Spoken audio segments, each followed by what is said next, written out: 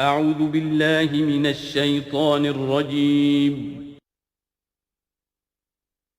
بسم الله الرحمن الرحيم.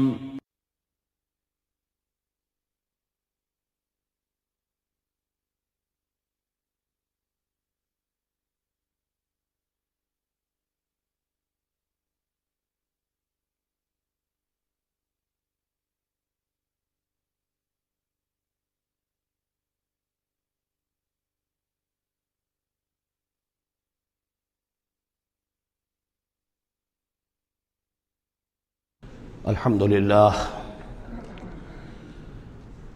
للہ وکفیٰ والصلاة والسلام علی عبادہ الذین اصطفیٰ، خصوصاً علی افضلہم وخاتم النبیین محمد الامین وعلی آلہ وصحبہ اجمعین.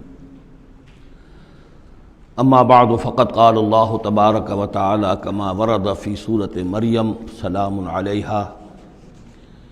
اعوذ باللہ من الشیطان الرجیم. بسم اللہ الرحمن الرحیم.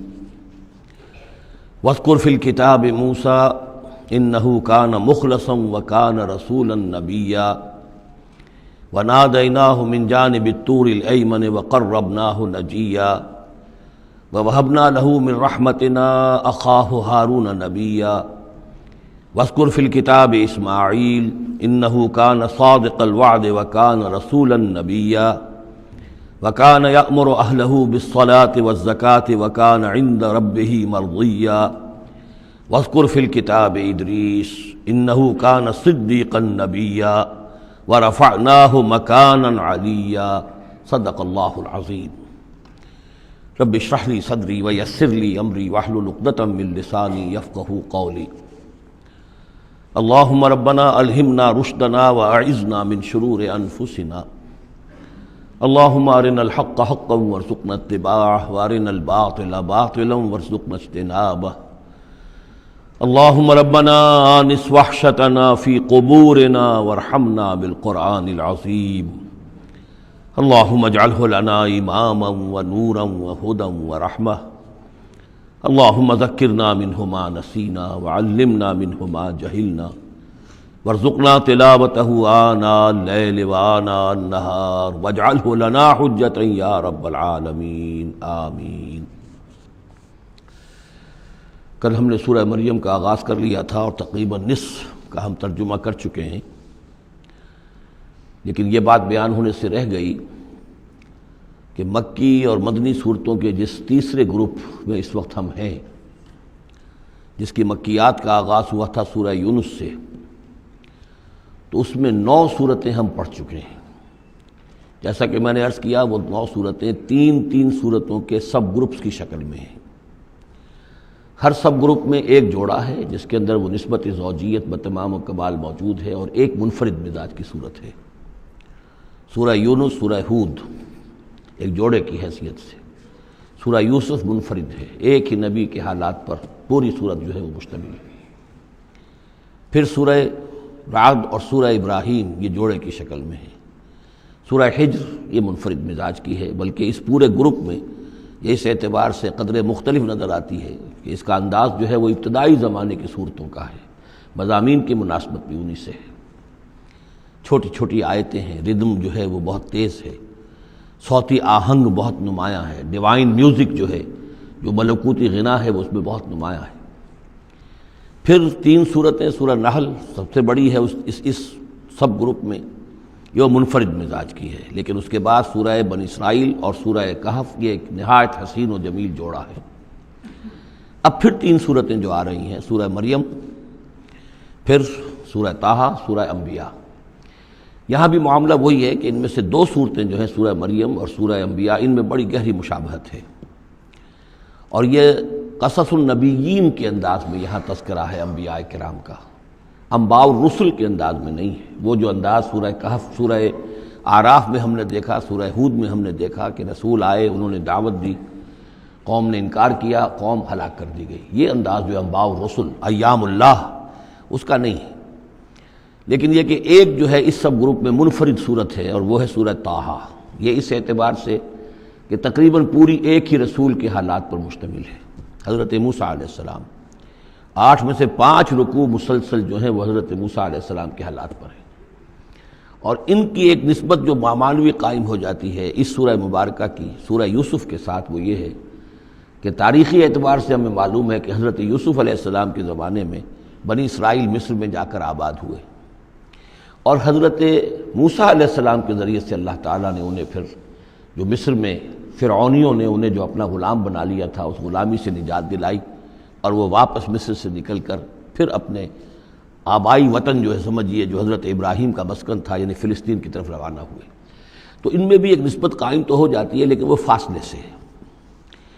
سورہ مریم میں اور سورہ انبیاء میں آپ کو قصص النبیین کے انداز کا بات ملے گی، تو یہ آپ جب ہم پڑھیں گے تو بات نمایاں ہو جائے گی۔ سورہ مریم میں ہم نے اب تک جو پڑھا ہے، سب سے پہلے حضرت زکریہ حضرت یحییٰ کا تذکرہ ہوا پہلے رکوع میں، دوسرا رکوع بہت طویل ہے، اس میں حضرت مریم اور حضرت عیسیٰ کا سلام علیہم ان کا تذکرہ ہوا ہے۔ تیسرے رکوع میں پھر حضرت ابراہیم علیہ السلام کا، اور ان کے ساتھ ہی پھر حضرت اسحاق اور حضرت یعقوب کا تذکرہ ہوا ہے۔ حضرت ابراہیم کے بارے میں کہا گیا کہ انہ کان صدیقا نبیّا۔ اب یہ ایک نئی ترکیب ہے کہ جو پہلی مرتبہ قرآن مجید میں آئی ہے، اور میں نے اسی لیے آج جو ہے کئی آیات تلاوت کی ہیں اگلے رکوع کی، کہ آپ یہ دیکھ سکیں کہ 2 کے بارے میں آ رہا ہے رسولا نبیّا، حضرت اسماعیل اور حضرت موسیٰ علیہ السلام رسولا نبیّا، انہ کان رسولا نبیّا، اور 2 ہی کے بارے میں آیا انہ کان صدیقا نبیّا، یعنی حضرت ابراہیم علیہ السلام اور حضرت ادریس علیہ السلام۔ تو اس میں فرق کیا ہے؟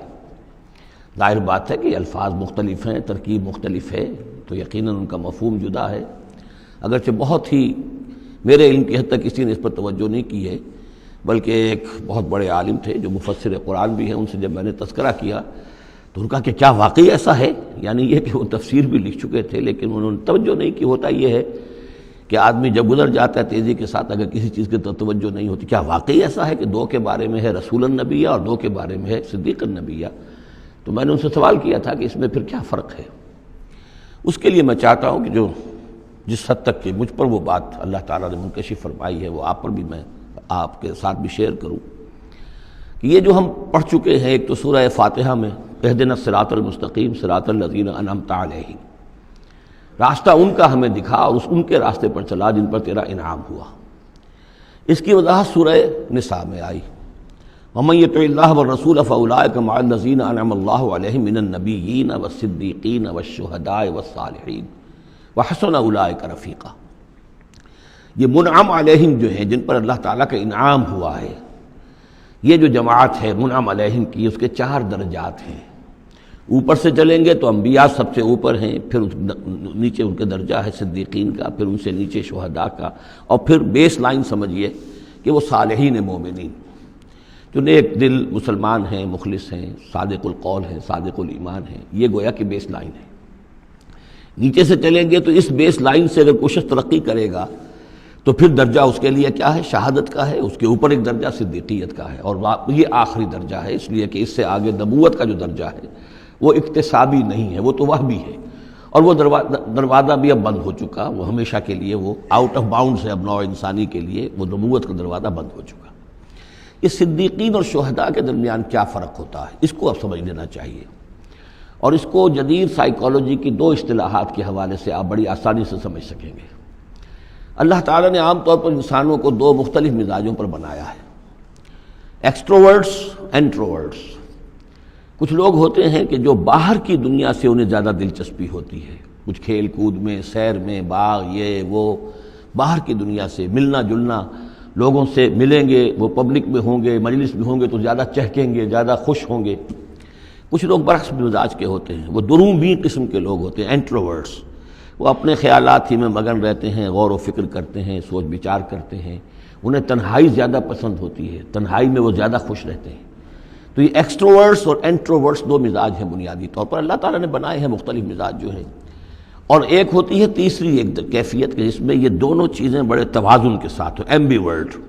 یہ بہت شاذ ہوتا ہے، بہت شاذ ہوتا ہے، بہت کم لوگ ہوتے ہیں دنیا میں کہ جو واقعتاً اس میں توازن قائم کر سکیں، یا ادھر کا رجحان ہوگا یا ادھر کا رجحان ہوگا۔ تو جو یہ انٹروورٹس ہوتے ہیں جو غور و فکر کرتے رہتے ہیں، ان کے اندر جو ہے وہ یوں سمجھیے کہ فطرت کی جو اصل حقائق ہیں وہ کچھ زیادہ محفوظ رہتے ہیں ان کے غور و فکر کی وجہ سے۔ پھر وہ کائنات کے بارے میں بھی سوچتے ہیں، تو اس کائنات کی تمام آیات الہیہ بھی گویا کہ ان سے ہم کلام ہوتی ہیں، اشارے کرتی ہیں۔ یہ وہ لوگ ہوتے ہیں کہ جن تک گویا کہ وہ حقائق از خود روشن ہو چکے ہوتے ہیں ان تک، کہ جیسے ہم نے سورہ فاتحہ پڑھتے ہوئے کہا کہ کچھ لوگ ہوتے ہیں اپنی فطرت سلیمہ اور عقل سلیم کی رہنمائی میں یہاں تک تو پہنچ گئے کہ اللہ کو پہچان لیا، آخرت کو پہچان لیا، یہ بھی سمجھ لیا کہ اللہ ہی کی بندگی کرنی چاہیے، کیسے کریں یہ پتہ نہیں، اہدنا الصراط المستقیم، اب وہ راستہ مانگتے ہیں کہ ہمیں راستہ دکھا۔ یہ صدیقین ہوتے ہیں، اور ان کی شان یہ ہوتی ہے کہ جیسے ہی کسی نبی کی دعوت ان کے کان میں آتی ہے وہ ایسے لپک کر قبول کرتے ہیں کہ گویا کہ منتظر بیٹھے تھے، جیسے کوئی شخص وضو کر کے بیٹھا ہوا کہ بس اذان کی آواز آئے اور میں چلوں، اتنا ہی ہوتا ہے۔ اسی لیے حضور نے فرمایا ابو بکر رضی اللہ تعالیٰ عنہ کے بارے میں کہ میں نے جس کے سامنے بھی ایمان کی دعوت پیش کی اس نے کچھ نہ کچھ توقف ضرور کیا سوائے ابو بکر کے، ایک لحظے کا توقف نہیں کیا، گویا کہ وہ تو تیار بیٹھے ہوئے تھے۔ البتہ جو ایکسٹروورٹس ہوتے ہیں وہ چونکہ ان کی توجہ نہیں ہوتی حقائق کی طرف، وہ دنیا میں مگن ہیں، کھیل کود میں ہیں، شکار میں ہیں، کشتیوں میں ہیں، ہنسی مذاق میں ہیں، گفتگوؤں میں لگے ہوئے ہیں، تو انہیں کچھ زیادہ غور و فکر کی ان کے اندر جو ہے طبیعت کے اندر میلان نہیں ہوتا اس کا، لہذا انہیں دیر لگ جاتی ہے نبی کی دعوت کو سمجھنے میں، اس کی طرف متوجہ ہونے میں۔ لیکن یہ ہے کہ جب ان کا توجہ ہو جاتی ہوتی بھی عام طور پہ جذباتی انداز میں ہوتی ہے، لیکن جب ان کی توجہ ہو جائے جذباتی انداز میں تو پھر یہ ہے کہ وہ چونکہ ہوتے ہیں ایکٹیو زیادہ ہوتے ہیں، لہذا وہ اپنی فعالیت کی وجہ سے آگے نکل جاتے ہیں، بظاہر وہ صدیقین سے آگے نکل جائیں گے فعالیت کی وجہ سے، اس لیے کہ وہ فعال زیادہ ہیں۔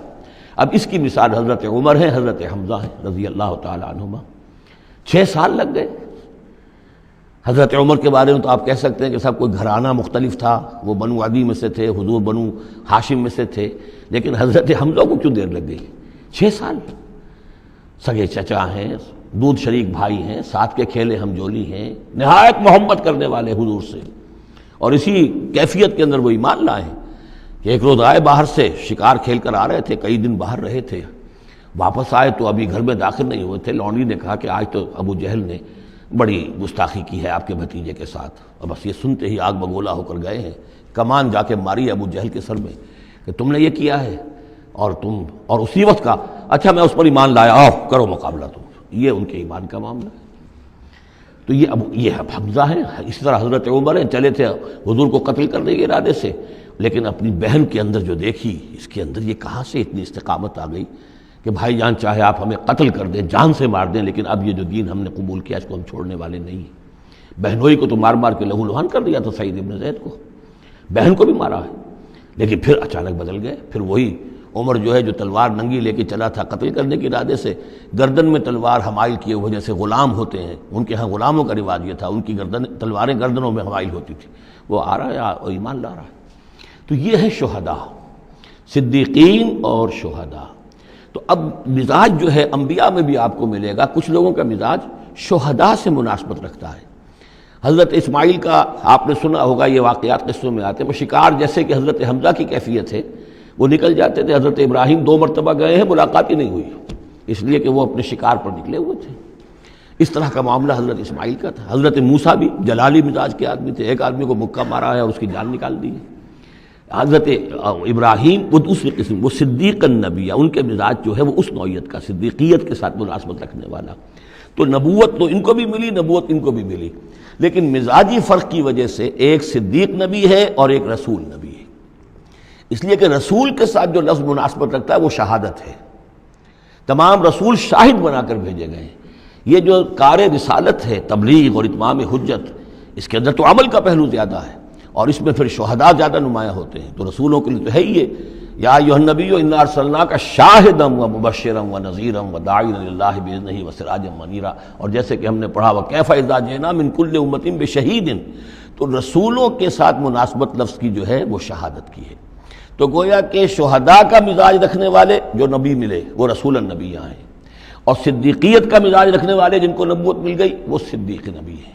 تو حضرت ابراہیم انہ کان صدیقا نبیا، وہ تو ہم پڑھ چکے تھے، اب آگے چلیے۔ ابھی اس موضوع پر مزید گفتگو سورہ حدید میں چل کر ہوگی۔ اولئک ھم الصدیقون والشہداء عند ربہم اس کے جو دوسرے رکوع کے آخر میں یہ آیت آئی ہے، تو وہاں جا کر انشاءاللہ اس کے سلسلے میں مزید کچھ گفتگو ہوگی۔ وَاذْكُرْ فِي الْكِتَابِ موسیٰ، اور کتاب میں تذکرہ کیجئے موسیٰ کا، اِنَّهُ كَانَ مُخْلَصًا، یقیناً ہم نے اسے خاص اپنا بنا لیا تھا۔ اس کی تفصیل آگے آ جائے گی سورہ طٰہٰ کے اندر۔ وَكَانَ رَسُولًا نَبِيًّا، اور وہ رسول نبی تھے۔ وَنَادَيْنَاهُ مِن جَانِبِ الطُّورِ الْأَيْمَنِ، اور ہم نے اس کو پکارا، اس سے بات کی، اس کو بلایا طور پہاڑ کے داہنی جانب سے۔ وَقَرَّبْنَاهُ نَجِيًّا، اسے قریب ہم نے بلایا سرگوشی کے لیے۔ وَوَهَبْنَا لَهُ مِن رَحْمَتِنَا أَخَاهُ هَارُونَ نَبِيًّا، اور ہم نے اسے اپنی رحمت سے اس کو یہ مقام بھی عطا کیا کہ اس کے بھائی ہارون کو بھی نبوت عطا کر دی، چونکہ یہ درخواست کی تھی حضرت موسیٰ علیہ السلام نے، وہ اگلی صورت میں آ جائے گا۔ وَاذْكُرْ فِي الْكِتَابِ اسماعیل، اور ذرا تذکرہ کیجئے کتاب میں اسماعیل کا بھی، اِنَّهُ كَانَ صَادِقَ الْوَعْدِ، یقیناً وہ بڑے وعدے کے سچے تھے۔ اور خاص طور پر اشارہ ہو رہا ہے اتنا بڑا وعدہ جو حضرت ابراہیم سے اپنے والد سے انہوں نے کیا تھا کہ یا ابت افعل ما تؤمر ستجدنی انشاءاللہ صابرا، ابا جان کر گزریے جو بھی آپ کو اللہ کی طرف سے حکم آ رہا ہے، مجھے ذبح کرنے کا حکم ہے، ذبح کر دیجئے، انشاءاللہ آپ مجھے صابر پائیں گے۔ تو آخری وقت تک انہوں نے اپنے اس وعدے کو نبھایا اور گردن جو ہے رکھ دی کہ چلائیے چھری۔ صادق الوعد وکان رسولا نبی، اور وہ بھی مزاجی اعتبار سے جو میں نے عرض کیا ہے، حضرت حمزہ چونکہ ویسے بھی نسل میں حضرت اسماعیل کی نسل میں سے ہیں، تو اگر آپ دیکھیں گے تو بہت ہی ان کے درمیان شخصیت کی مشابہت نظر آئے گی۔ رسول النبی، وہ رسول نبی تھے۔ وکان یامر اہلہ بالصلاۃ والزکاۃ وکان عند ربہ مرضیہ، اور وہ حکم دیتے تھے اپنے گھر والوں کو نماز کا بھی اور زکوٰۃ کا بھی، اور وہ اپنے رب کے نزدیک بہت ہی پسندیدہ تھے، بہت ہی اللہ تعالیٰ کو کے منظور نظر کہہ لیجیے، مرضیہ۔ وَاذْكُرْ فِي الْكِتَابِ ادریس، اور تذکرہ کیجئے کتاب میں ادریس کا بھی۔ یہ ادریس علیہ السلام جو ہے یہ ایک نبی ہیں کہ جو حضرت آدم اور حضرت نوح کے مابین گزرے ہیں۔ حضرت آدم اور حضرت نوح کے مابین ایک اور نبی بھی گزرے ہیں، قرآن مجید میں ذکر نہیں ہے، تورات میں، شیس علیہ السلام۔ تو نبی تو یہ ہیں، حضرت آدم پہلے نبی، پھر یہ دو اور نبی ہیں حضرت ادریس۔ تورات میں ان کا نام حنوک ہے، شیس کا نام سیس ہے، وہ تو ٹھیک ہے، اور قرآن مجید میں ان کا تذکرہ بھی نہیں ہے، لیکن حضرت ادریس کا حنوک نام ہے وہاں۔ لیکن یہ کہ یہ دونوں ہیں درمیان میں حضرت آدم اور حضرت نوح علیہ السلام، پہلے رسول حضرت نوح علیہ السلام ہے، یہ دونوں نبی ہیں صرف۔ وَاذْكُرْ فِي الْكِتَابِ ادریس، اور تذکرہ کیجئے کتاب میں، اس قرآن میں، ادریس کا، اِنَّهُ كَانَ صِدِّيقًا نَبِيًّا، یقیناً وہ بھی صدیق نبی تھے، مزاجاً ان کا بھی وہی حضرت ابراہیم کے ساتھ مناسبت، صدیقیت والا مزاج۔ وَرَفَعْنَاهُ مَكَانًا عَلِيًّا، اور ہم نے انہیں اٹھایا تھا بہت بلند مقام تک۔ اب یہ اٹھانا جو ہے ویسے تو بعض لوگوں کا خیال ہے کہ شاید وہ بھی حضرت عیسیٰ علیہ السلام کی طرح رفع سماوی ان کی ہوئی ہے، چوتھے آسمان میں حضور کی ان سے ملاقات ہوئی ہے شب معراج میں۔ لیکن ایک مفہوم اس کا یہ بھی ہے کہ اونچا مقام دینا، بلند مقام دینا، اس لیے کہ یہاں الہ نہیں ہے، وہاں جو ہے وہ رافعک الیہ، جہاں کہا گیا حضرت عیسیٰ کے بارے میں تمہیں اٹھانے والا ہوں اپنی طرف، تو اس سے مفہوم جو ہے بہت معین ہو جاتا ہے، یہاں ضروری نہیں ہے کہ وہ مفہوم لیا جائے۔ اولئک الذین انعم اللہ علیہم، دیکھیے وہی لفظ آ گیا اب، یہ ہیں وہ لوگ جن پر انعام فرمایا ہے اللہ نے، من النبیین، انبیاء میں سے۔ اب ہم کیونکہ منعم علیہم کے 4 طبقات تھے، ان میں سے یہ انبیاء کا تذکرہ ہو رہا ہے سب کا۔ من النبیین من ذریۃ آدم، اولاد آدم میں سے، وممن حملنا مع نوح، اور پھر بعد ان میں سے ان کی نسل میں سے ہیں جنہیں ہم نے نوح کے ساتھ اس کشتی میں سوار کرایا، ومن ذریۃ ابراہیم، اور پھر ذریۃ ابراہیم میں سے ہیں، ان کی اولاد سے، و اسرائیل، اور حضرت یعقوب کی نسل سے ہیں، وممن ہدینا واجتبینا، اور جنہیں کہ ہم نے ہدایت دی اور جنہیں ہم نے چن لیا، پسند کر لیا۔ اذا تتلی علیہم آیات الرحمن، ان کی کیفیت یہ ہوتی تھی کہ جب رحمان کی آیات ان کو پڑھ کر سنائی جاتی تھی، خروا سجدا و بکیا، تو وہ گر پڑتے تھے اللہ کی جناب میں سجدہ کرتے ہوئے، روتے ہوئے۔ فخلف من بعدہم خلف، پھر ان کی جگہ پر بعد میں آ گئے، ان کے جانشین ہوئے، ان کے وارث ہوئے ایسے ناخلف لوگ۔ یہ خلف کا لفظ جب آتا ہے لام کے جزم کے ساتھ تو ناخلف، یعنی ایسے لوگ کہ جو اپنے اسلاف کے کردار اور ان کی بزرگی جو ہے اس کو برباد کرنے والے، تباہ کرنے والے، ان کی نیک نامی کو بٹا لگانے والے ہوں، ناخلف۔ فخلف من بعدہم خلف، پھر ان کی اولاد میں سے ایسے ناخلف بھی پیدا ہوئے، اضاعوا الصلاۃ، جنہوں نے نماز کو تو ضائع کر دیا، واتبعوا الشہوات، اور خواہشات کی پیروی کی، شہوات، خواہشات، جذبات، فسوف یلقون غیا، تو عنقریب ان کی ملاقات ہو جائے گی گمراہی کے ساتھ، یعنی گمراہی کا جو انجام ہے یہ اس سے دو چار ہو جائیں گے۔ الا من تاب وآمن وعمل صالحا، سوائے اس کے کہ جو توبہ کریں اور ایمان لائیں اور نیک عمل کریں، فاولئک يدخلون الجنہ، وہ لوگ جنت میں داخل ہوں گے، ولا یظلمون شیئا، اور ان پر قطعاً کوئی ظلم نہیں کیا جائے گا، ان کا کوئی حق تلفی نہیں کی جائے گی، ان کے پورے اعمال کا انہیں بدلہ مل جائے گا۔ جنات عدن التی وعد الرحمن وعبادہ بالغیب، یعنی ان کو کیا ملے گا؟ وہ باغات، ریزیڈینشل گارڈن، بسنے والے باغات، رہنے والے باغات، جن کا کہ وعدہ کیا تھا رحمان نے اپنے بندوں سے غیب میں۔ یعنی ظاہر بات ہے قرآن مجید میں وعدہ ہو رہا ہے تو ابھی نہ وہ جنت ہمارے سامنے ہے، نہ خود اللہ تعالیٰ جو ہے روح در روح ہمارے سامنے ہے، ہم ایمان لا رہے ہیں اس پر غیب میں، یؤمنون بالغیب۔ انہ کان وعدہ ماتیا، یقیناً اس کا وعدہ جو ہے وہ تو پورا ہونے والا ہی ہے، اس کو تو وقت پر پہنچنا ہی ہے، اب وہ اپنی جگہ پر پختہ ثابت ہوگا۔ لا یسمعون فیہا لغوا الا سلاما، وہ نہیں سنیں گے اس میں کوئی لغو بات، بس صرف سلام ہی سلام، ہر طرف سے فرشتے آ رہے ہیں تو سلام، قیلا سلاما سلاما۔ وَلَهُمْ رِزْقُهُمْ فِيهَا بُكْرَةً وَعَشِيًّا، اور ان کے لیے ان کا رزق ہوگا اس میں صبح بھی اور شام کو بھی۔ تِلْكَ الْجَنَّةُ الَّتِي نُورِثُ مِنْ عِبَادِنَا مَنْ كَانَ تَقِيًّا، یہ ہے وہ جنت جس کو کہ ہم جس کے وارث بنائیں گے ہم اپنے بندوں میں سے ان کو کہ جو متقی ہوں گے، خدا ترس ہوں گے، اللہ سے ڈرنے والے ہوں گے۔ وَمَا نَتَنَزَّلُ إِلَّا بِأَمْرِ رَبِّكَ، اور اے نبی ہم نہیں نازل ہوتے مگر آپ کے رب کے حکم سے۔ لَهُ مَا بَيْنَ أَيْدِينَا وَمَا خَلْفَنَا وَمَا بَيْنَ ذَلِكَ وَمَا كَانَ رَبُّكَ نَسِيًّا، اسی کے اختیار میں ہے جو کچھ ہمارے سامنے ہے اور جو کچھ ہمارے پیچھے ہے اور جو ان دونوں کے مابین ہے، اور اے نبی آپ کا رب بھولنے والا نہیں ہے۔ یہ بہت اہم مضمون ہے، اور در حقیقت ایک مضمون کا یوں سمجھیے کہ سلسلہ شروع ہو رہا ہے جس کی پہلی کڑی یہ ہے۔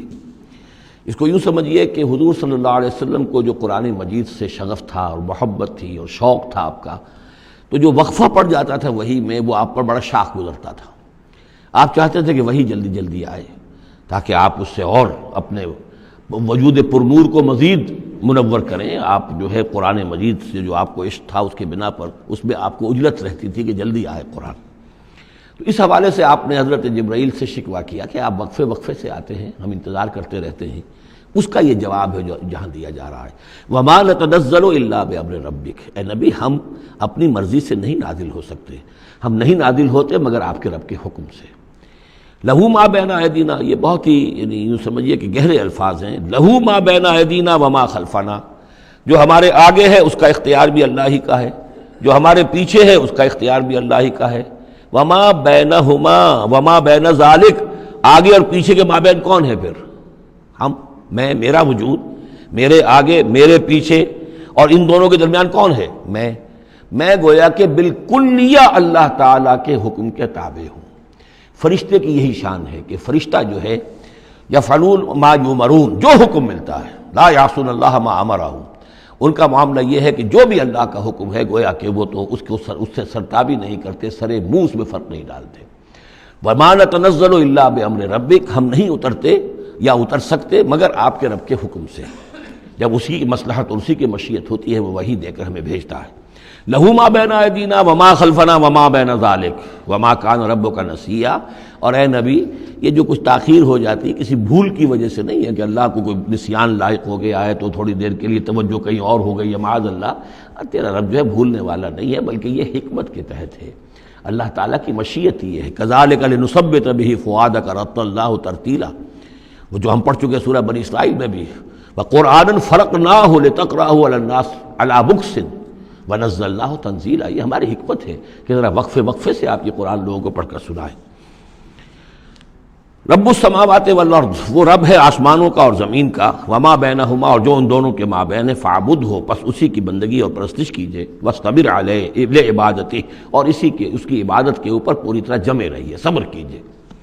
هل تعلم له سمیا، تو کیا تم جانتے ہو کہ اس کی سی شان کا کوئی اور ہستی ہے؟ ظاہر بات ہے جو شان اللہ کی ہے اس کی سی شان رکھنے والی کوئی اور ہستی کائنات میں موجود نہیں۔ وَيَقُولُ الْإِنسَانُ وَإِذَا مَا مِتُّ لَسَوْفَ أُخْرَجُ حَيًّا، اور یہ انسان کہتا ہے حیران ہو کر، کیا میں جب مر جاؤں گا تو پھر مجھے زندہ کر کے اٹھا لیا جائے گا؟ یعنی یہ وہ لوگ ان میں سے کہ جو بعث بعد الموت کے منکر تھے۔ میں نے بارہا آپ کو بتایا کہ اکثر و بیشتر تو وہ مانتے تھے، لیکن وہ کہتے تھے کہ وہاں ہمیں چھڑانے والے ہیں، ہمارے شفعاء ہیں، ہؤلاء شفعاؤنا عند اللہ، تو بعث بعد الموت کے وہ منکر نہیں تھے، لیکن ایک طبقہ ان میں ایسے لوگوں کا بھی تھا، اب یہ ان کی بات ہو رہی ہے۔ وَيَقُولُ الْإِنسَانُ وَإِذَا مَا مِتُّ لَسَوْفَ أُخْرَجُ حَيًّا، کہ جب میں مر جاؤں گا پھر مجھے دوبارہ اٹھا لیا جائے گا اور نکال دیا جائے گا۔ اولا یذکر الانسان، تو کیا اس انسان کو یہ یاد نہیں ہے انا خلقناہ من قبل ولم یک شیئا، کہ وہ کچھ بھی نہیں تھا اور ہم نے اسے پیدا کیا ہے۔ تو کیا مشکل ہے ہمارے لیے دوبارہ اس کو پیدا کر دینا؟ کیا تھا وہ پہلے، اس کی کیا حقیقت تھی؟ یعنی جہاں سے ہم اپنے آپ کو جانتے ہیں وہ بھی ظاہر بات ہے کہ ایک نطفہ ایک ہے، اس سے ہمارا آغاز ہوا، یہ تو سبھی جانتے ہیں نا۔ تو اس سے اللہ تعالیٰ نے اگر انسان بنا دیا ہے تو کیا اللہ تعالیٰ دوبارہ تمہیں پیدا نہیں کر سکتا؟ فَوَرَبِّكَ، تو قسم ہے تیرے رب کی، لَنَحْشُرَنَّهُمْ وَالشَّيَاطِينَ، ہم جمع کریں گے ان سب کو بھی اور تمام شیطانوں کو، ثُمَّ لَنُحْضِرَنَّهُمْ حَوْلَ جَهَنَّمَ جِثِيًّا، اور پھر ہم سب کو جمع کر لیں گے جہنم کے گرد کہ یہ اپنے گھٹنوں کے بل گرے ہوئے ہوں گے۔ ثُمَّ لَنَنزِعَنَّ مِن كُلِّ شِيَّةٍ أَيُّهُمْ أَشَدُّ عَلَى الرَّحْمَٰنِ عِتِيًّا، پھر ہم ہر گروہ میں سے، ہر قوم میں سے پھر نکالیں گے کون ہیں وہ جو سب سے زیادہ اکڑنے والے تھے رحمان کے مقابلے میں۔ بلاؤ ادھر سے ابو جہل کو اور بلاؤ ادھر سے عقبہ ابن ابی معیط کو، ہر گروہ میں سے جو سب سے زیادہ اللہ کا کی اس کے ساتھ گستاخی کرنے والا اور سب سے زیادہ تکبر کرنے والا تھا، پھر اس کو آگے نکال کر نمایاں کیا جائے گا۔ ثم لنحن اعلم بالذین هم اولی بها صلیہ، پھر ہم خوب جانتے ہیں ان لوگوں کو کہ جو بہت زیادہ قابل ہوں گے اور سب سے پہلے داخل ہونے والے ہوں گے اس جہنم کے اندر۔ وَإِن مِّنكُمْ إِلَّا وَارِدُهَا کان علی ربک حتما مقضیا، اور تم میں سے کوئی بھی نہیں ہے مگر یہ کہ اسے ایک مرتبہ جہنم پر آنا ہوگا۔ یہ فیصلہ ہے تیرے رب کا حتمی، طے شدہ، حتماً مقضیہ۔ اس کا جو مفہوم سمجھا گیا میں اسے اتفاق کرتا ہوں کہ اصل میں وہ پل صراط جس کا تذکرہ جو ہے آئے گا سورہ حدید میں بھی اور پھر سورہ تحریم میں بھی، جس کو ہم پل صراط کہہ دیتے ہیں، الصراط ہے وہ، یہی صراط مستقیم جس پر ہم چل رہے ہیں، یہ عالم برزخ کے اندر جا کر اور قیامت کے دن جو ہے یہی پل صراط بن جائے گا اور یہ جہنم کے اوپر ہوگا۔ گویا کہ اس پر سے گزر کر لوگ داخل ہوں گے جنت کے اندر، تاکہ مشاہدہ کر لیں کہ اللہ تعالیٰ نے کس چیز سے ہمیں بچایا ہے۔ اور وہاں پر جو جہنمی ہیں وہ ٹھوکریں کھا کھا کر اس میں گرتے جائیں گے چونکہ ان کے پاس روشنی نہیں ہوگی۔ یہ مضمون جو ہے کھل کر آئے گا سورہ حدید میں اور سورہ تحریم میں۔ تو یہ فرمایا کہ آنا تو ہر ایک کو پڑے گا، ہر انسان کا گزر اس پر ہوگا، تاکہ اور اس میں یہ کہ یقیناً جو بچا لیے جائیں گے ان کے دل میں کس قدر اللہ تعالیٰ کی اس رحمت کا اور مغفرت کی قدر کتنی ہوگی کہ اللہ نے ہمیں کس انجام سے بچایا ہے۔ وَإِن مِّنكُمْ إِلَّا وَارِدُهَا كَانَ عَلَىٰ رَبِّكَ حَتْمًا مَّقْضِيًّا ثُمَّ نُنَجِّي الَّذِينَ اتَّقَوْا، پھر وہاں سے ہم نجات دے دیں گے، بچا کر لے جائیں گے ان لوگوں کو جنہوں نے کہ تقویٰ کی روش اختیار کی تھی دنیا میں، وَنَذَرُ الظَّالِمِينَ فِيهَا جِثِيًّا، اور چھوڑ دیں گے ظالموں کو اسی میں پڑے ہوئے، وہ وہاں پر پڑے جائیں گے، گرتے جائیں گے اور اہل ایمان اور اہل تقویٰ نکل جائیں گے۔ وَإِذَا تُتْلَىٰ عَلَيْهِمْ آيَاتُنَا بَيِّنَاتٍ، اور جب انہیں ہماری روشن آیات پڑھ کر سنائی جاتی ہیں، قَالَ الَّذِينَ كَفَرُوا لِلَّذِينَ آمَنُوا، تو کہتے ہیں یہ کافر لوگ اہل ایمان سے، اَيُّ الْفَرِيقَيْنِ خَيْرٌ مَّقَامًا وَأَحْسَنُ نَدِيًّا، دونوں جماعتوں میں سے، دونوں گروہ میں سے کن کے مکان و مقام بہتر ہیں اور کن کی مجلسیں بہت اچھی ہیں۔ یعنی اے مسلمانوں دیکھو، تم اور تمہارے رسول محمد صلی اللہ علیہ وسلم اور ان کے گرد جو لوگ بیٹھے ہوتے ہیں، نہ ان کے پاس دنیاوی دولت ہے، نہ حیثیت ہے، نہ وجاہت ہے، ایک ہم ہیں۔ دیکھو ذرا ابو جہل کی مجلس جا کے دیکھو کتنی آباد ہے، بڑے بڑے چودھری لوگ آ کر اس کے پاس بیٹھتے ہیں۔ ذرا کہیں جا کر ولید بن مغیرہ کی چوپال دیکھو، اس کی چوپال جو ہے اس کی کیا شان ہے۔ تو یہ وہی بات جو کہ ہم سورہ کہف میں پڑھائے ہیں، جو دو افراد کے مابین مکالمہ ہوا تھا کہ اس نے کہا تھا کہ میرے پاس مال زیادہ ہے، انا اکثر منک مالا واعز نفرا۔ اسی طرح انہوں نے کہا کہ ای الفریقین خیر مقاما واحسن ندیا، یہ دو گروہ دیکھ لو تمہارے سامنے ہیں، ایک معلوم ہوتا ہے کہ مفلس ہیں، کلاش ہیں، غلام لوگ ہیں، ان کے ساتھ بیٹھے ہوئے ہیں، بلال بیٹھا ہوا ہے، وہاں وہ ابو فقی بیٹھا ہوا ہے، یہ جو عمار ہے اور یہ فلاں ہے اور یہ یاسر ہیں، یہ لوگ ہیں۔ ادھر جا کر دیکھو وہ کتنی سج دھج کے ساتھ، شان و شوکت کے ساتھ ان کی محفلیں ہیں، کیا کچھ ساز و سامان ہے، کیسے قالین بچھے ہوئے ہیں۔ ای الفریقین خیر مقاما واحسن ندیا وکم اہلکنا قبلہم من قرن، اور ہم نے ان سے پہلے کتنی ہی قوموں کو ہلاک کیا ہے، ہم احسن و اساسا وریا، وہ ان سے بھی کہیں بڑھ کر تھے اپنے اساس البیت، اساس جس کو ہم اساسہ کہتے ہیں، ساز و سامان میں اور نام و نمود میں، شان و شوکت میں، ریا، ان کی شان و شوکت ان سے بھی کہیں بڑھ کر تھی، اور وہ ہلاک ہوئے۔ قوم عاد اور قوم سمود یہ سب کا، اور قوم شعیب۔ قل من کان فی الضلالۃ فلیمدد لہ الرحمن مدا، اے نبی ان سے کہہ دیجئے جو شخص بھی ضلالت میں، گمراہی میں ہے، تو اللہ کا یہ طریقہ ہے، قاعدہ ہے کہ کہ اللہ تعالیٰ اسے پھر اور ڈھیل دیتا ہے، رسی دراز کرتا ہے، اس کو اور نعمتیں دے دیتا ہے۔ حتیٰ اذا رأوا ما یوعدون، یہاں تک کہ جب اچانک وہ وقت آ جائے گا کہ جس کے ان کو دھمکی دی جا رہی ہے، اما العذاب و اما الساعہ، یا تو دنیا میں عذاب آ جائے، عذاب ہلاکت، عذاب استحصال، یا قیامت، فسیعلمون، تب وہ جان لیں گے، من ہوا شر مکانا واضعف جندا، کہ کون ہے جو اپنے مقام اور مرتبے کے اعتبار سے بدتر ہے اور کون ہے کہ جو لشکر اور اپنے لاؤ لشکر کے اعتبار سے کمزور تر ہے۔ اس وقت پتہ چلے گا کہ محمد زیادہ طاقتور تھے صلی اللہ علیہ وسلم یا ابو جہل زیادہ طاقتور تھا۔ آخرت میں جا کر حقیقت کھل جائے گی۔ اس وقت تو یہ ایک سراب ہے، نظر آ رہا ہے، ایک ڈرامہ ہے، کھیل ہو رہا ہے، حقیقت جو ہوگی وہ منکشف ہو جائے گی اس دن۔ وَيَزِيدُ اللَّهُ الَّذِينَ اهْتَدَوْا هُدًى، اور اللہ تعالیٰ ان لوگوں کی ہدایت میں اضافہ کرتا ہے جو ہدایت کی راہ اختیار کریں۔ اللہ بڑھاتا ہے ان لوگوں کو ہدایت میں کہ جنہوں نے ہدایت اختیار کی۔ والباقیات الصالحات خیر عند ربک ثواب وخیر مردا، اور یقیناً نیک باقی رہنے والے تو وہ نیک عمل ہے۔ یہ مال و دولت باقی رہنے والا نہیں ہے، یہ تو یہیں کی شے یہیں رہ جائے گی۔ باقیات الصالحات، بقا اگر ہے، دوام ہے انسان کے ساتھ، اس عالم آخرت میں جانے والی کوئی شے ہے تو باقیات الصالحات ہے، وہ تو نیک کام ہے۔ خیر عند ربک ثوابا، وہ یقیناً تیرے رب کے نزدیک بہت بہتر ہیں بدلے کے اعتبار سے بھی، وخیر مردا، اور اس اعتبار سے بھی کہ لوٹ کر جایا جائے ان کے پاس۔ جب ہم وہاں پہنچیں گے ہمیں اپنے اعمال جو ہے وہ منتظر ملیں گے، ان کی جزا، بلکہ یہ کہ کہا جائے گا یہ تمہارے اعمال ہی ہیں، ان کی شکل بدل گئی ہے۔ افرأیت الذی کفر بآیاتنا وقال لأوتین مالا وولدا، تو کیا تم نے دیکھا اس شخص کو جو ہماری آیات کا تو کفر کرتا ہے اور کہتا ہے مجھے تو لازماً ملے گا، مال بھی ملے گا اور اولاد بھی ملے گی۔ یہ وہی بات سمجھ لیجیے جو سورہ کہف میں آ چکی ہے کہ اس نے کہا تھا وَلَئِن رُدِدتُّ إِلَىٰ رَبِّي لَأَجِدَنَّ خَيْرًا مِنْهَا مُنْقَلَبًا، تم جو ہو جوتیاں پھٹکار رہے ہو یہاں پر بھی، تمہیں وہاں بھی کچھ نہیں ملنا۔ اگر واقعی آخرت ہو ہی گئی، اول تو مجھے گمان نہیں، میں نہیں سمجھتا کہ وَمَا أَظُنُّ السَّاعَةَ قَائِمَةً وَلَئِن رُدِدتُّ إِلَىٰ رَبِّي لَأَجِدَنَّ خَيْرًا مِنْهَا مُنْقَلَبًا، تو مجھے وہاں پر بھی اچھا ہی ملے گا جیسے یہاں اچھا ملا ہوا ہے۔ وہی اسی طرح یہ ہے کہ ان کا ہمیں تو وہاں پر بھی ملے گا، آخرت میں بھی بہت سا مال بھی ملے گا، اولاد بھی ملے گی۔ اطلاع الغیب، یہ دنیا بھی مراد ہو سکتی ہے لیکن میرے نزدیک آخرت ہی مراد ہے۔ اطلاع الغیب، کیا وہ غیب پر مطلع ہو چکا ہے، اس نے جھانک کر دیکھ لیا ہے غیب کو؟ ام اتخذ عند الرحمن عہدا، یا وہ کوئی رحمان سے عہد لے چکا ہے، پکا قول و قرار لے چکا ہے جس پر اس یقین سے کہہ رہا ہے کہ اسے تو مال بھی ملے گا اور اولاد بھی ملے گی۔ کلا، ہرگز نہیں۔ سنکتب ما یقول، جو کچھ یہ کہہ رہا ہے وہ ہم لکھ لیں گے تاکہ جواب دہی پوری کرنی پڑے کہ کیا کیا بکواس تم کیا کرتے تھے۔ وَنَمُدُّ لَهُ مِنَ الْعَذَابِ مَدًّا، اور پھر عذاب کے اندر ہم اس کے اضافہ کرتے چلے جائیں گے، عذاب کو اس کے لیے کھینچتے چلے جائیں گے۔ وَنَرِثُهُ مَا يَقُولُ، اور جو کچھ وہ کہہ رہا ہے اس کے وارث تو ہم ہوں گے، سارا مال دنیاوی سامان جو بھی کچھ ہے وہ تو ہماری وراثت میں آ جائے گا۔ وَيَأْتِينَا فَرْدًا، اور وہ جب آئے گا ہمارے سامنے ہماری عدالت میں پیش ہونے کے لیے تو ایک فرد کی حیثیت سے آئے گا، نہ اولاد ساتھ ہوگی، نہ مال، نہ خدم، نہ حشم، نہ قوم، نہ ہم نشین، نہ حاشیہ نشین، کوئی نہیں ہوگا۔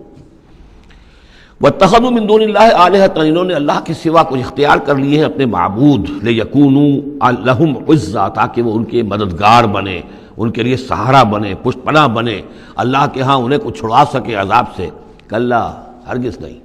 سَيَكْفُرُونَ بِعِبَادَتِهِمْ، وہ تو ان کی عبادت کا انکار کریں گے، جیسا کہ پہلے بھی آ چکا ہے، وہ فرشتے ہوں، اولیاء اللہ ہوں، انبیاء ہوں، حضرت عیسیٰ ہوں، شیخ عبد القادر جیلانی ہوں، کوئی بھی ہو، ان کا تو مانگو تو کفر کرے گا، تم کیا کہہ رہے ہو، ہمیں تو معلوم بھی نہیں تھا کہ تم ہم سے دعائیں کرتے رہے اور ہمیں سمجھتے رہے کہ ہم تمہیں چھڑا لیں گے۔ سَيَكْفُرُونَ بِعِبَادَتِهِمْ، وہ انکار کریں گے ان کی عبادت کا۔ وَيَكُونُونَ عَلَيْهِمْ ضِدًّا، اور وہاں ان کے مخالف ہوں گے، انہیں وہاں پر پروسیکیوٹ کروائیں گے۔ الم تر انا ارسلنا الشیاطین علی الکافرین تعظهم عزا، کیا تم نے دیکھا نہیں کہ ہم کافروں پر شیاطین کو بھیجتے رہتے ہیں، یعنی یہ کہ یہ شیاطین جن جو ہیں یہ ان پہ حملہ آور ہوتے رہتے ہیں اور انہیں خوب ابھارتے رہتے ہیں گناہوں کے اوپر، اور انہیں اور سرکشی کے اوپر آمادہ کرتے رہتے ہیں۔ وجہ کیا ہے کہ خود انہوں نے شیطان کی رفاقت کو اختیار کی ہے۔ فلا تعجل علیہم، اب یہ مضمون یہاں دوسری مرتبہ آ گیا، عجلت نہیں، فلا تعجل علیہم۔ ایک تو فرمایا قرآن مجید کے ضمن میں عجلت نہ کیجیے، اس کی جو بھی تنزیل ہے وہ اللہ تعالیٰ کی حکمت کے تحت جو اس میں تدریج ہے اسی کو آپ سمجھیے کہ خیر اسی میں ہے، آپ کا شوق اپنی جگہ ہے، لیکن یہ کہ ایک دوسری بات فلا تعجل علیہم، ان کے بارے میں بھی آپ جلدی نہ کیجیے، ایسا نہ ہو کہ آپ کے دل میں یہ خیال آئے کہ اب ان کفار مکہ کی رسی جو ہے مزید دراز نہیں ہونی چاہیے، اب ان کو پکڑ لیا جانا چاہیے، انہوں نے حد کر دی ہے۔ جس طریقے سے کہ حضور کو زج کیے ہوئے تھے وہ ہم دیکھتے چلے آ رہے ہیں سورہ انعام سے، لیکن اے نبی جلدی نہ کیجیے۔ فلا تعجل علیہم، ان کی مخالفت، علی یہاں پر آ رہا ہے، فلا تعجل علیہم انما نعد لہم عدا، ہم ان کی پوری گنتی کر رہے ہیں، ایک ایک عمل ان کا لکھا جا رہا ہے، ہر چیز کا ان کو جواب دہی کرنی ہوگی، ہر چیز کی ان کو سزا مل جائے گی، لیکن یہ کہ ہمارے ہر کام کے اندر جو بھی فطری تدریج ہے، اس کی جو توقیت ہے، اس کا جو نظام ہم نے بنا رکھا ہے، وہ اسی کے مطابق ہوگا۔ یوم نحشر المتقین الی الرحمن وفدا، یاد کرو جس دن کی ہم جمع کریں گے اہل تقویٰ کو، وہ رحمان کی طرف آئیں گے مہمانوں کی صورت میں، جیسے مہمانوں کا استقبال ہوتا ہے، وفد آیا ہے۔ وَنَسُوقُ الْمُجْرِمِينَ إِلَىٰ جَهَنَّمَ وِرْدًا، اور جو مجرم ہیں انہیں ہم دھکیلیں گے، دھکے دیں گے، ہانک کر لے جائیں گے جہنم کی طرف، جیسے کہ کوئی پیاسے جانور جاتے ہیں گھاٹ کی طرف۔ لا يملكون الشفاعة الا من اتخذ عند الرحمن عہدا، کسی کے بھی کوئی شفاعت کام نہیں آئے گی سوائے اس کے کہ جس نے رحمان کے پاس اپنا ایک مقام حاصل کر لیا ہے، یعنی ایک شخص جو ہے بنیادی طور پر اللہ کے ساتھ اس نے اپنا عہد نبھایا ہو، اللہ کی بندگی کر رہا ہو، کوئی خطائیں ہو گئی ہیں، کوئی غلطیاں ہو گئی ہیں، جیسے کوئی پھسل جاتا ہے، کوئی کمزور بھی ہوتا ہے انسان، ایسے لوگوں کے لیے تو شفاعت مفید ہو سکتی ہے، لیکن جو سرے سے اس عہد کی خلاف ورزی کر رہے ہوں، جو بجائے مشرق کے ان کا رخی مغرب کی طرف ہو، بجائے کعبے کے ان کا رخی جو ہے کسی اور شے کی طرف ہو، تو ظاہر بات ہے کہ ان کے لیے شفاعت نہیں ہے۔ وقالوا اتخذ الرحمن ولدا، اور انہوں نے ایک اور عقیدہ گھڑ لیا ہے کہ رحمان نے اپنے لیے اولاد اختیار کی ہے۔ لقد جئتم شیئا ادا، دیکھو تم نے یہ بہت بڑی بھاری بات کہی ہے، یہ بہت بڑی گستاخی ہے اللہ کی جناب میں، اور کتنی بھاری گستاخی ہے ذرا نوٹ کیجئے الفاظ، تکاد السماوات یتفطرن منہ، قریب ہے کہ آسمان پھٹ پڑے تمہاری اس گستاخی پر، وتنشق الارض، اور قریب ہے کہ زمین شق ہو جائے، وتخر الجبال حدا، اور یہ پہاڑ جو ہے دھماکے کے ساتھ گر پڑے، ان دعوا للرحمن ولدا، کہ انہوں نے رحمان کے لیے بیٹا قرار دیا، بیٹی قرار دی۔ مشرکین عرب نے فرشتوں کو خدا کی بیٹیاں بنا دیا، عیسائیوں نے حضرت مسیح کو خدا کا بیٹا بنا دیا، اور یہودیوں نے عزیر کو خدا کا بیٹا بنا دیا۔ ان دعوا للرحمن ولدا وما ينبغي للرحمن ان يتخذ ولدا، رحمان کے تو یہ شایان شان ہی نہیں ہے کہ وہ کسی کو اولاد بنائے۔ یہ اس کی وضاحت میں کر چکا ہوں کہ اولاد کی ضرورت اس کو ہوتی ہے جو خود فانی ہو، ہمیں معلوم ہے ہم مر جائیں گے، ہمارا نام و نشان مٹ جائے گا، اولاد کے ذریعے سے ہمارا نام زندہ رہے گا۔ یہ اصل میں ایک اپنے ہی تسلسل انسان سمجھتا ہے کہ میری ہستی کا تسلسل ہے، میری اولاد گویا کہ میرا اپنی بقا کی ایک شکل ہے، اس لیے کہ یہ انسان کے اندر ہے۔ مجھے یاد ہے جب ہم پڑھتے تھے کالج میں تو الفا ایک کمپنی ہوتی تھی لاہور میں، جو فائل کورز وغیرہ بناتی تھی نوٹ بکس کے، تو اس میں پیرامڈس کے عنوان سے جو بہترین الفاظ لکھے ہوئے تھے اب بھی مجھے یاد ہیں، still and resolute, calm and self-possessed, still and resolute. The pyramids echo unto eternity, the defiant cry of man's will to survive and conquer the storms of time. کہ یہ جو ان لوگوں نے فرائضہ نے اتنے بڑے بڑے پیرامڈز بنا دی، کائے کے لیے بنا دیے؟ تاکہ ہمارا نام رہے، ہم تو نہیں ہوں گے، نام رہے گا۔ تو گویا کہ انسان کے اندر ایک خواہش ہے بقا کی، وہ اپنا دوام چاہتا ہے۔ یہ اسے پتا ہے کہ میری ذاتی طور پر تو میرا دوام ہے، تو میں کوئی عمارت بنا دوں، میرا نام جو ہے اس کے حوالے سے دنیا کے اندر رہے۔ اور یہی معاملہ اولاد کا ہے کہ اولاد سے انسان کو سب سے زیادہ جو اس کو خواہش ہوتی ہے وہ اپنا بقا، اپنا تسلسل، وہ سمجھتا ہے کہ میری اپنی کنٹینیوٹی ہے کہ جو میری اولاد کے ذریعے سے۔ ظاہر بات ہے کہ اللہ ہمیشہ خود باقی رہنے والا ہے، تو اس کے شایان شان ہی نہیں ہے کہ وہ کسی کو اپنی اولاد بنائے، اسے کوئی ضرورت ہی نہیں ہے۔ تو تمہارے لیے ہے معاملہ کہ تم فانی ہو، لہذا تمہیں ضرورت ہے کہ کوئی تمہارا نام لیوا باقی رہے۔ وما ينبغي للرحمن ان يتخذ ولدا ان كل من في السماوات والارض الا آتي الرحمن عبدا، نہیں ہے کوئی بھی آسمانوں اور زمین میں کوئی بھی مگر یہ کہ وہ حاضر ہوگا رحمان کی عدالت میں بندے کی حیثیت سے، کسے باشد، جبکہ ہمیں معلوم ہے کہ محمد رسول اللہ صلی اللہ علیہ وسلم بھی حاضر ہوں گے تو بندے کی حیثیت سے، عبدہ ورسول، عبد۔ اور حضور فرماتے ہیں کہ اس روز میدان حشر میں لواء الحمد بیدی، میرے ہاتھ میں ہوگا حمد کا جھنڈا، اور اس روز جو میں حمد کروں گا اللہ کی وہ آج نہیں کر سکتا۔ اللہ تعالیٰ کی حمد بیان کریں گے محمد الرسول اللہ عدالت خداوندی میں کھڑے ہو کر۔ تو معلوم یہ ہوا کہ جو بھی آئے گا بندہ بن کر آئے گا، وہ عیسیٰ ہو یا عیسیٰ ابن مریم انت قلت للناس اتخذونی وامی الہین من دون اللہ، یہ سوال کیا جائے گا کہ نہیں؟ تو فرمایا کہ ان کل من فی السماوات والارض، یقیناً کوئی نہیں ہے آسمانوں اور زمین میں، الا آتی الرحمن عبدا، مگر وہ رحمان کی خدمت میں آئے گا، حاضر ہوگا بندے کی حیثیت سے۔ لقد احصاہم، اس نے ان سب کی گنتی کی ہوئی ہے، ان کا پورا احاطہ کیا ہوا ہے، کوئی چھپ نہیں رہے گا، کہیں بچ کر نہیں رہ جائے گا۔ وعدہم عدا، اور ہم نے پوری گنتی رکھی ہوئی ہے۔ وکلہم آتی ہے یوم القیامت فردا، اور قیامت کے دن یہ سب کے سب آئیں گے تو ایک فرد کی حیثیت سے، انڈیویجول کیپیسٹی میں محاسبہ ہوگا۔ نہ ماں باپ ساتھ ہوں گے کوئی شفاعت کرنے کے لیے، کوئی گڑ گڑانے کے لیے، نہ اولاد ہوگی، نہ شوہر کے ساتھ جوری ہوگی، نہ جورو کے ساتھ شوہر ہوگا، کچھ نہیں۔ ہر ایک شخص نفسی نفسی، اپنی جان۔ وَكُلُّهُمْ آتی ہے یوم القیامت فردا، میری جو کتاب ہے سابقہ اور موجودہ مسلمان امتوں کا ماضی، حال اور مستقبل، اس میں ایک چیپٹر ہے قرآن کا قانون عذاب، کہ عذاب جو قوموں کے اوپر آتا ہے وہ دنیا میں آتا ہے، آخرت کا عذاب جو ہے وہ افراد کے لیے ہے۔ محاسبہ اجتماعی جو ہوتا ہے وہ اللہ کا دنیا میں ہوتا ہے، لیکن آخرت کا حساب وہ جو ہے محاسبہ انفرادی ہے۔ ان الذین آمنوا وعملوا الصالحات سیجعل لهم الرحمن ودا، یقیناً جو لوگ ایمان لائے اور جنہوں نے نیک عمل کیا، ان قریب رحمان ان کے لیے محبت پیدا کر دے گا، یعنی لوگوں کے دلوں میں محبت ڈال دے گا۔ یہی ابو بکر ہوں گے جن کا نام کس تعظیم سے لوگ لیا کریں گے، کس محبت سے لیا کریں گے۔ یہی بلال ہوں گے جن کی جو تعظیم ہوگی، جن کی کتنی محبت کی جائے گی۔ ابھی ذرا وقت ہے، کٹھن ہے۔ سیجعل لهم الرحمن ودا، حدیث میں بھی آتا ہے کہ اللہ تعالیٰ جو ہے اپنے کسی بندے سے محبت کرتا ہے تو پہلے فرشتوں کو، جبرائیل سے کہا جاتا ہے کہ میں اپنے اس بندے سے محبت کرتا ہوں، اعلان کر دو۔ وہ فرشتوں میں اعلان کرتے ہیں، ان کے دل میں اس کی محبت ڈال دی جاتی ہے، پھر وہ عام دنیا میں اور لوگوں کے اندر اس کی ایک محبت ڈال دی جاتی ہے۔ فَإِنَّمَا يَسَّرْنَاهُ بِلِسَانِكَ، کی آیت بڑی اہم ہے۔ تو ہم نے اس قرآن کو یسرنا ہو، اس کو قرآن کو آسان کر دیا ہے بلسان کا، آپ کی زبان پر یا آپ کی زبان کے ساتھ، یعنی عربی زبان میں۔ یہ بہت آسان ہے، بہت ہی ستھری زبان ہے، سادہ زبان ہے، جس کو ہم کہتے ہیں کہ سہل ممتنع، اس کے اندر ثقالت نہیں ہے، بوجھل پن کا نہیں ہے، بہت بھاری بھرکم الفاظ کہیں کہیں شاذ آئے ہیں، ورنہ عام طور پر قرآن مجید جو بڑی سلیس زبان میں ہے۔ انما یسرناہ لسانک، بلسانک لتبشر بہ المتقین، تاکہ آپ بشارت دیں اس کے ذریعے سے متقیوں کو، وتنذر بہ قوما لدا، اور اس کے ذریعے سے انذار فرمائے۔ یعنی آپ کی دعوت کا مرکز و محور اور آپ کا آلہ جو ہے، آلہ دعوت، آلہ انقلاب، وہ قرآن مجید ہے۔ انذار کیجئے قرآن کے ذریعے، تبشیر کیجئے قرآن کے ذریعے، تذکیر کیجئے قرآن کے ذریعے۔ فذکر بالقرآن من یخاف وعید، تذکیر ہو، واعظ ہو قرآن کے ذریعے۔ یا ایھا الناس قد جاءتکم موعظۃ من ربکم، اس سے بڑا واعظ اور کوئی نہیں۔ تزکیہ نفس و قرآن کے ذریعے سے، شفاء لما فی الصدور یہ ہے، سورہ یونس میں بھی آ چکا، سورہ بنی اسرائیل میں بھی آ چکا۔ وَنُنَزِّلُ مِنَ الْقُرْآنِ مَا هُوَ شِفَاءٌ وَرَحْمَةٌ لِّلْمُؤْمِنِينَ۔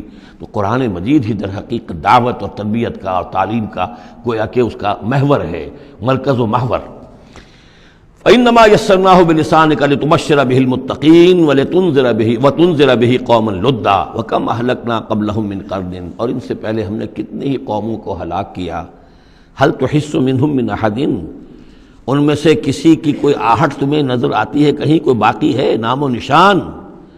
کہیں عاد کا کوئی نام و نشان باقی ہے؟ اور تسمع لهم رکزا، یا کہیں ان کی کوئی بھنک تمہارے کان میں آتی ہے؟ معلوم نسیا منسیا، ختم ہو گئے۔ تو اسی طریقے سے یہ آج اکڑ رہے ہیں، ان کا حال بھی یہی ہو جائے گا۔ بسم اللہ الرحمن الرحیم۔ طٰہٰ، یہ پھر حروف مقطعات ہیں۔ ما انزلنا علیک القرآن لتشقیٰ، ہم نے یہ قرآن آپ پر اس لیے نازل نہیں کیا کہ آپ مشقت میں پڑھیں، لیکن یہاں یہ کہ تشقیٰ جو ہے وہ نامرادی کے لیے بھی آتا ہے۔ یہ عربی زبان میں یہ جو بعض حروف ہیں، را با با، رب، لیکن یہ کہ را با وا یا جس سے ربا بنتا ہے، ان میں بہت قرب ہے۔ اس طرح شین قاف یا اور شین قاف قاف شق، مشقت، تشقیٰ، یہ بھی معنی ہے اس کے، لیکن یہ کہ زیادہ میرے نزدیک راجح معنی یہ ہے، اے نبی ہم نے یہ قرآن اس لیے نہیں نکالا کہ آپ ناکام ہوں، یہ اصل میں حضور کے لیے بڑی خوشخبری ہے، کامیابی آپ کے قدم چومے گی۔ یہ قرآن قول فصل بن کر نازل ہوا ہے، آپ ناکام نہیں ہوں گے، آپ جو ہے پوری طریقے سے اپنے اس مشن کے اندر کامیاب ہوں گے۔ عام طور پہ ترجمہ یہ کیا گیا ہے کہ آپ مشقت میں نہ پڑیں، محنت میں نہ پڑیں، آپ کا کام پہنچا دینا ہے، باقی اب لوگ نہیں مان رہے ہیں تو اس کی وجہ سے آپ اپنے آپ کو اس صدمے سے ہلاک نہ کر دیجئے کہ لعلک باخع نفسک علی آثارہم ان لم یؤمنوا بہذا الحدیث اسفا الا یکونوا مؤمنین الا تذکرۃ لمن یخشی۔ یہ تو صرف یاد دہانی ہے ان لوگوں کے لیے جن میں کچھ خوف خدا ہے۔ تنزیلا ممن خلق الارض والسماوات العلی، اس کی تنزیل ہے اس ہستی کی طرف سے جس نے بنایا ہے، پیدا کیا ہے زمین کو بھی اور بلند آسمانوں کو۔ الرحمن، وہ رحمان ہے، علی العرش استویٰ، کہ جو عرش پر متمکن ہے۔ لہو ما فی السماوات وما فی الارض وما بینہما، اسی کا ہے، اسی کی ملکیت ہے جو کچھ کے آسمانوں میں ہے اور جو کچھ کے زمین میں ہے اور جو ان دونوں کے مابین ہے۔ وما تحت الثریٰ، اور جو زمین کے سب سے نچلے طبقے کے نیچے ہے۔ یہ سرا جو ہے گیلی زمین، اور گیلی زمین کے نیچے جو کیا ہے زمین کے اندر، وہ بھی سب اللہ کا ہے۔ وَإِن تَجْهَرْ بِالْقَوْلِ، اور اگر تم بلند آواز سے کوئی بات کرو دعا کرتے ہوئے اللہ تعالیٰ کے ساتھ یا کچھ اور مناجات کرتے ہو، فَإِنَّهُ يَعْلَمُ السِّرَّ وَأَخْفَى، بلند کرو گے تب بھی وہ تو سنتا ہے، لیکن وہ تو جانتا ہے سر کو بھی اخفا کو بھی، ہر چھپی ہوئی بات کو اور نہایت مخفی بات کو۔ اخفا جو ہے باب یوں سمجھیے کہ افعل التفصیل، سب سے چھپی ہوئی چیز اس کو جانتا ہے۔ اللہ لا الہ الا ہو، وہ اللہ ہے جس کے علاوہ کوئی معبود نہیں۔ لہ الاسماء الحسنی، تمام اچھے نام اسی کے ہیں۔ اب یہاں سے شروع ہو گیا حضرت موسیٰ علیہ السلام کا قصہ۔ وَهَلْ أَتَاكَ حَدِيثُ موسیٰ، اور کیا تم تک پہنچ چکی ہے موسیٰ کی خبر، موسیٰ کے حالات۔ اذ رأى نارا، جب وہ مدین سے واپس آ رہے تھے اپنی اہلیہ کے ساتھ تو انہوں نے دیکھا کہ کچھ آگ ہے۔ اذ رأى نارا، رات، اندھیری رات تھی، سردی کا موسم تھا، تو یہ کہ شاید راستہ بھی اس وقت کچھ گم سا ہو گیا تھا۔ دیکھا آگ ہے۔ رأى نارا فقال لأہلہ، انہوں نے کہا اپنے گھر والوں سے، امکثوا، آپ ذرا ٹھہریے یہاں پر انتظار کریں، انی آنست نارا، مجھے آگ نظر آئی ہے، لعلی آتیکم منہا بقبس، یہ بھی ہو سکتا ہے کہ میں وہاں سے کوئی چنگاری لے آؤں تاکہ یہاں ہم آگ روشن کر لیں تو سردی میں اس کو آگ کو تاپ بھی سکیں گے، او اجد علی النار ہدی، یا جو آگ کی جگہ پر میں پہنچوں تو وہاں سے مجھے رہنمائی بھی مل جائے کہ صحیح راستہ کون سا ہے، ہم کسی غلط راستے پر تو نہیں بھٹک آئے۔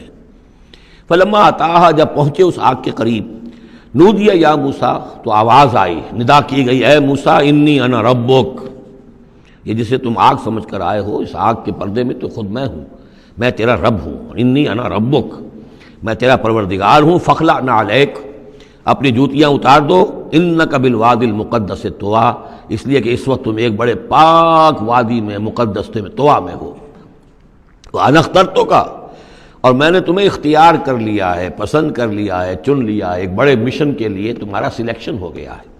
فاستمع لما یوحیٰ، تو اب ذرا توجہ سے سنو جو وحی تم پر کی جا رہی ہے۔ اننی انا اللہ لا الہ الا انا، یہ مقام اس اعتبار سے قرآن مجید میں بہت منفرد ہے کہ جو انانیت کبریٰ ہے، اللہ کی انانیت کبریٰ، جس طرح ان الفاظ میں قرآن مجید میں ظاہر ہوئی ہے، میرے علم کی حد تک کوئی دوسرا مقام نہیں ہے۔ علامہ اقبال نے یہ الفاظ استعمال کیے نا کہ ایک تو ہماری انائے صغیر ہے، دی اسمال ایگو، میں، ایک ہے بڑی ego, the great I am, the infinite ego, وہ اللہ کی جو انا ہے، انائے کبیر، اس انائے کبیر کا جس طرح سے ظہور ہوا ہے قرآن مجید میں اس مقام پر اور کس جگہ نہیں۔ اننی انا اللہ لا الہ الا انا، یقیناً میں ہی ہوں، میں ہوں اللہ اور میرے سوا کوئی معبود نہیں، فاعبدنی، بس میری ہی بندگی کرو، میری ہی پرستش کرو، واقم الصلاۃ لذکری، اور نماز قائم رکھو میری یاد کے لیے، ان الساعۃ آتیۃ، اور یہ بات بھی یاد رکھو قیامت آ کر رہے گی، اکاد اخفیہا، میں اسے مخفی رکھوں گا، لتجزی کل نفس بما تسعی، تاکہ بدلہ مل جائے ہر شخص کو، ہر جان کو جو کچھ کہ اس نے کوشش کی ہو۔ فلا یصدنک عنہا من لا یؤمن بہا، تو دیکھنا تمہیں کہیں روگرداں نہ کر دیں وہ لوگ کہ جو اس پر ایمان نہیں رکھتے، جو آخرت کو نہیں مانتے، کہیں تمہیں بھی آخرت سے برگشتہ نہ کر دیں یا نماز سے برگشتہ نہ کر دیں۔ یہ انہا کی ضمیر دونوں طرف جا سکتی ہے۔ واتبع ہواہ، وہ لوگ کہ جو اس سے آخرت سے خود جو ہے روگردان ہے اور جنہوں نے کہ اپنی خواہشات کی پیروی کی ہوئی ہے، فتردا، تو تم بھی ہلاک ہو جاؤ گے اور تم بھی گڑھے میں گرو گے۔ وما تلک بیمینک یا موسیٰ، اور اے موسیٰ تمہارے یہ داہنے ہاتھ میں کیا ہے؟ قال ہی عصای، کہا یہ میرا عصا ہے، اتوکأ علیہا۔ اس میں نکتہ نکالا ہے مفسرین نے کہ دیکھیے جو اللہ تعالیٰ سے مخاطبت اور مکالمے کا جو ایک ذوق حاصل ہو رہا ہے، تو جواب اتنا ہی کافی تھا یہ میرا عصا ہے، لیکن آگے بڑھا رہے ہیں بات کو، یہ میرا عصا ہے، اتوکأ علیہا، میں اس پہ ذرا ٹیک لگا لیا کرتا ہوں، واحش بہا علی غنمی، اور میں اپنی بکریوں کے لیے اس سے پھر پتے جھاڑتا ہوں درختوں سے، وَلِيَ فِيهَا مَآرِبُ أُخْرَىٰ، اور میرے اور بھی بہت سے کام ہیں جو اس لاٹھی سے، اس عصا سے میں لیتا ہوں۔ قال القها یا موسیٰ، فرمایا ذرا ڈال دو زمین پر اس کو اے موسیٰ، فالقاها، تو انہوں نے ڈال دیا، فَإِذَا هِيَ حَيَّةٌ تَسْعَىٰ، تو وہ تو دیکھتے ہی دیکھتے ایک سانپ بن گیا، چلتا ہوا دوڑتا ہوا۔ قال خذها ولا تخف، ایک دوسرے مقام پر آپ دیکھیں گے کہ حضرت موسیٰ پر اتنا خوف طاری ہوا کہ پیٹھ موڑ کر بھاگے وہاں سے، وَلَّا مُدْبِرًا، وہاں سے بھاگے، لیکن یہ کہ اللہ نے فرمایا موسیٰ ڈرو نہیں، واپس آؤ اور اس کو پکڑو، یہاں وہ تفصیل نہیں ہے۔ قال خذها ولا تخف، فرمایا اس کو پکڑ لو اور ڈرو نہیں، سنعیدها سیرتها الاولی، ہم اسے لوٹا کر واپس لے جائیں گے اس کی پرانی شکل پر، پرانی سیرت پر۔ وَاضْمُمْ يَدَكَ إِلَىٰ جَنَاحِكَ، اور ذرا اپنا ہاتھ جو ہے وہ اپنی بغل کے ساتھ ملاؤ، تخرج بیضاء، پھر جب نکالو گے تو وہ نکلے گا بالکل سفید ہو کر روشن، من غیر سوء، بغیر اس کے کہ اس میں کوئی بیماری پیدا ہوئی، وہ برس نہیں ہوگا، اس میں برس نہیں بلکہ یہ کہ بغیر کسی مرض کے وہ چمکتا ہوا ہوگا سفید۔ آیتن اخری، یہ دوسری نشانی ہے۔ تو یہ دو نشانیاں ہم نے تمہیں دی ہیں، لنریک من آیاتنا الکبریٰ، تاکہ ہم دکھائیں تمہیں اپنی بڑی نشانیاں، ان میں سے کچھ نشانیاں، یہ دو نشانیاں ہم نے دی ہیں۔ اذهب الی فرعون انہ طغیٰ، اب جاؤ فرعون کی طرف، وہ بہت سرکش ہو گیا ہے، اس کی سرکشی جو ہے وہ اب حد سے تجاوز کر رہی ہے، تو جاؤ اور اسے دین کی دعوت دو، خیر کی دعوت دو، اور خاص طور پر یہ بھی کہو کہ بنی اسرائیل پر ظلم نہ کرے، اور اسے انہیں واپس جانے دے جہاں سے وہ آئے تھے، فلسطین سے۔ قال رب اشرح لی صدری، یہ دعا بڑی اہم ہے اور ہر شخص کو یاد ہونی چاہیے، جو بھی کوئی بھی دین کی دعوت کا کام کرنا چاہے تو اس کے لیے یہ دعا جو ہے اس کو یاد کرنا۔ حضرت موسیٰ نے دعا کی، پروردگار میرے ذرا سینے کو کھول دے اس کے لیے، اس کام کے لیے، اس بڑے مشن کے لیے جو میرے حوالے کر رہا ہے، ویسر لی امری، اور یہ بھاری کام جو ہے اسے میرے لیے آسان کر دے، واحلل عقدۃ من لسانی، اور میری زبان میں لکنت ہے، اے پروردگار اس لکنت کو، اس عقدے کو کھول دے، یفقہوا قولی، تاکہ وہ میری بات اچھی طرح سمجھ سکیں۔ لکنت والا شخص جو ہے ظاہر بات ہے جب گفتگو کرتا ہے تو لوگوں کو سمجھنے میں دقت ہوتی ہے۔ واجعل لی وزیرا من اہلی، ایک اور درخواست میری یہ ہے کہ میرا ایک وزیر بنا دیجئے میرے خاندان میں سے۔ وزیر وزر سے ہے بوجھ اٹھانے والا، یعنی ذمہ داریوں میں کوئی مدد کرنے والا، سہارا بننے والا۔ تو واجعل لی وزیرا من اہلی، میرے اپنے خاندان میں سے ہارون اخی، اور خود اس سجسٹ کر دیا میرے بھائی ہارون کو اس کام میں، اشدد بہ اذری، اس کے ذریعے سے میری کمر کو مضبوط کر دے، اور اشرکہ فی امری، واشرکہ فی امری، اسے میرے اس کام میں شریک کر دے، کہ نسبحک کثیرا، تاکہ ہم دونوں مل کر پھر تیری تسبیح کریں کثرت کے ساتھ، ونذکرک کثیرا، اور تیرا ذکر کریں کثرت کے ساتھ، انک کنت بنا بصیرا، یقیناً پروردگار تو ہمیں دیکھ رہا ہے ہمارے حالات سے، کا تو خود جو ہے وہ چشمدید گواہ ہے۔ قال قد اوتیت سؤلک یا موسیٰ، فرمایا کہ ٹھیک ہے موسیٰ، گرانٹڈ، یور ریکویسٹ گرانٹڈ، قد اوتیت سؤلک یا موسیٰ، اے موسیٰ جو تم نے سوال کیا، جو درخواست کی، وہ سب ہم نے منظور کی۔ وَلَقَدْ مَنَّا عَلَيْكَ مَرَّةً أُخْرَىٰ، اور ہم نے تو تم پر ایک مرتبہ اور بہت بڑا احسان کیا تھا۔ اِذْ أَوْحَيْنَا إِلَىٰ أُمِّكَ مَا يُوحَىٰ، جبکہ ہم نے تمہاری ماں کو وحی کی تھی جو تمہیں وحی کی جا رہی ہے۔ اب تمہیں ہم بتا رہے ہیں کہ ہم نے اس وقت کیا وحی کی تھی۔ وہ وحی کیا تھی؟ کیونکہ اس زمانے میں بھی طے تھا کہ تمام جو ہے بنی اسرائیل میں جو بیٹا بھی پیدا ہو اس کو قتل کر دیا جائے، صرف بیٹی کو زندہ رکھا جائے۔ تو بھی حضرت موسیٰ علیہ السلام کی جو والدہ ہیں ان کو اللہ تعالیٰ نے یہ حکم الہام کے ذریعے سے یا وحی کے ذریعے سے جو بھی تھا وہ بھیج دیا تھا۔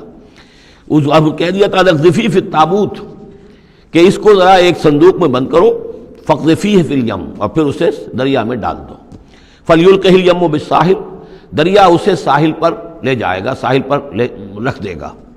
یاخذہ عدو لی و عدو لہ، اور پھر وہاں وہ شخص اس کو پکڑ لے گا، اس کو لے لے گا، اس صندوق کو، اور صندوق میں جو بچہ ہے اس کو، جو میرا بھی دشمن ہے اس کا بھی دشمن ہے۔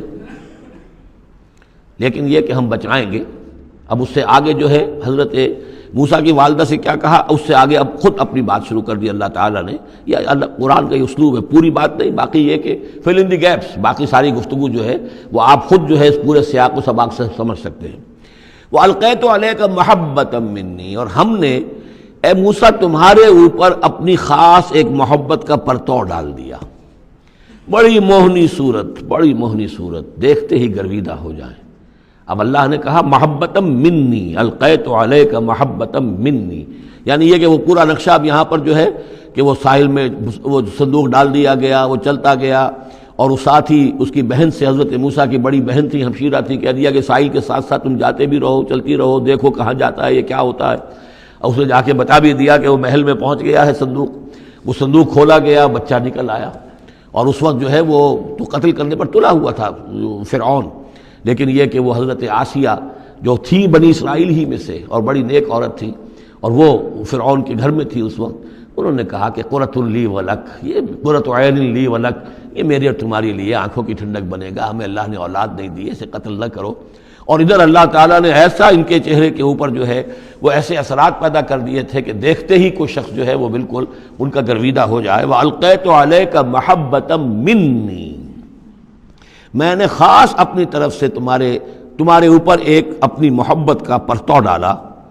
وَلِتُصْنِعَ عَلَىٰ عَيْنِي، اور یہ اس لیے کیا ہم نے تاکہ دشمن بھی جو تمہارے گرویدہ ہو جائے اور پھر تمہاری پرورش ہو. تُصْنِعَ، تمہیں بنایا جائے، مصنع جس کو کہتے ہیں کارخانہ. اب وہ کارخانہ تربیت کا کارخانہ محل ہے. تُصْنَعَ عَلَىٰ عَيْنِي، ہماری نگاہوں کے سامنے تمہاری تربیت ہو. اس تمشی اختوں کا، جب تمہاری بہن چلتی ہوئی وہاں تک پہنچ گئی، فَتَقُولُ هَلْ أَدُلُّكُمْ عَلَىٰ مَن يَكْفُلُهُ، ہوا یہ کہ اللہ تعالیٰ نے حضرت موسیٰ علیہ السلام کو حکم دے دیا تھا بچے کی حیثیت ہی سے کہ کسی بھی دائی کا اور دایا کا جو دودھ جو ہے وہ نہ پیے. اب انہوں نے بہت سی عورتیں بلائی کہ جن کا یہ دودھ پی سکے تاکہ بچے کو پالنا، آخر کیسے پلائیں، لیکن یہ کہ وہ کسی کا دودھ پی نہیں رہا ہے. تو وہ بہن جو کھڑی ہوئی دیکھ رہی تھی، اس نے کہا هل ادلکم علی من یکفلہ، کیا میں تمہیں بتاؤں ایک خاندان ہے ایسا کہ جو کفالت کرے گا تمہارے لیے، اس بچے کی پرورش کرے گا. نتیجہ کیا ہوا کہ پھر وہ ماں آئی اور ماں کا دودھ پیا، اور ماں کی گود میں اللہ نے پھر پہنچا دیا حضرت موسیٰ علیہ السلام کو. فرجعناک الی امک، تو ہم نے لوٹا دیا تمہیں اے موسیٰ تمہارے ماں کی طرف، کہ تقر عینھا ولا تحزن، تاکہ اس کی آنکھ ٹھنڈی رہے اور وہ غم نہ کھائے. اللہ تعالیٰ کو تو اپنے بندوں کے احساسات و جذبات کا اس حد تک پاس ہے کہ پھر اس کی گود جو ہے اس کے اندر اپنا اس کا بچہ پہنچا دیا گیا.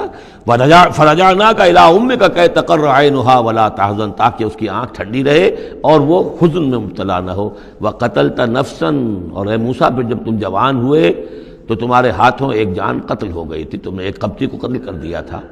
فنجیناک من الغم، تو ہم نے تمہیں اس غم سے نجات دی. وفتناک فتونا، اور پھر تمہیں بہت سے امتحانات میں سے گزارا، بہت سی آزمائشوں میں سے گزارا، بہت سی بھٹیوں میں سے گزارا.